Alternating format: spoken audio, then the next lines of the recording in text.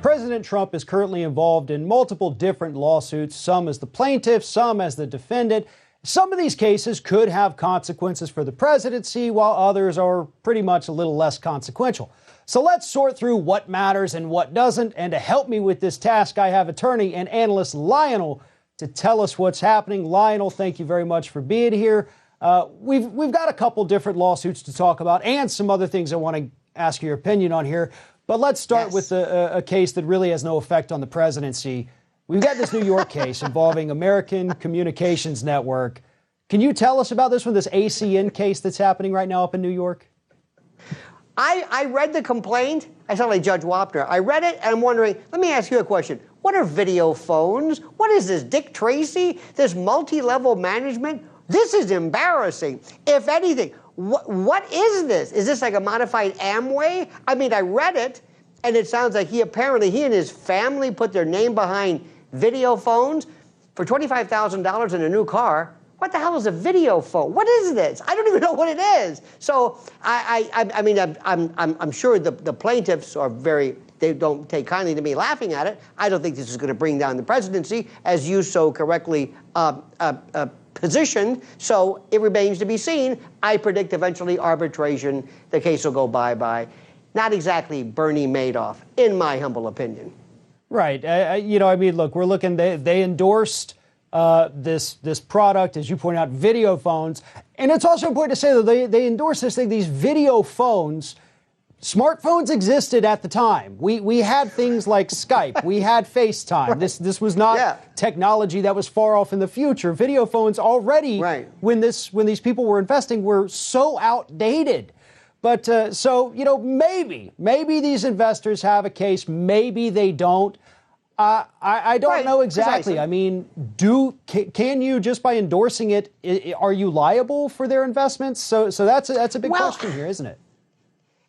I think it was also poignant where the judge threw out the RICO racketeering. I think it was funny that the judge somewhat presaged, I think, he said, this probably sounds like one of the vicissitudes, the ups and downs in the whole marketing. So I don't think a large-scale Trump. The Trump family, they've been accused of a lot of things, my friend, but video phone racketeering, I think not. We'll certainly be waiting with bated breath to see the results of this multi-stage litigation monument. And you can see by virtue of the president, he's scared out of his mind. Well, there's another case out there. This one's gained a lot of attention, much more headlines. And that's the lawsuit that Trump has actually filed. Yes. He's the plaintiff in this one, trying to prevent his tax returns in the state of New York from going to Congress. So what's happening with this one? This seems like this one could have consequences for really either party, depending on how it goes. Well, yes, he's claimed and has claimed from the beginning that while an audit is pending, it would certainly be it would not inure to his benefit to have this revealed. I think the bottom line is simply this. You know and I know, but let's let the world know. You don't learn anything from a tax return. Have you ever seen Warren Buffett's tax returns? I haven't, but I'm going to pretend I have. You know what it says is, Warren, you made $75,000 and here are your charities. Where's your money parked? It's not on that. Where do you squirrel away the billions? It's not on that. You wanted a tax return. Well, here it is, 5 pages, 6 pages. There it is. So I don't know what it's supposed to say, even at its juiciest.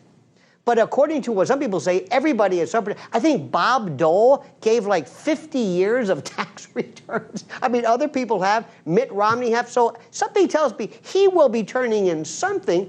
And of course, Rachel Maddow will have a 12-part series as she did the first time she tempted us on her MSDNC show. And that was even more riveting than the video phone litigation, I promise you. But believe me, that one. So that remains to be seen as we see. Yeah, and that is a really good point. The tax returns that we're talking about here, these are basically like the typical 22-line tax returns that everybody in this country files. There's no dirt necessarily in that. So it is weird that he's fighting it so much. Like, if you want to see these few lines, go ahead, take it, whatever. But The fight of it is really what's drawing people, and hell, maybe that's actually part of the appeal.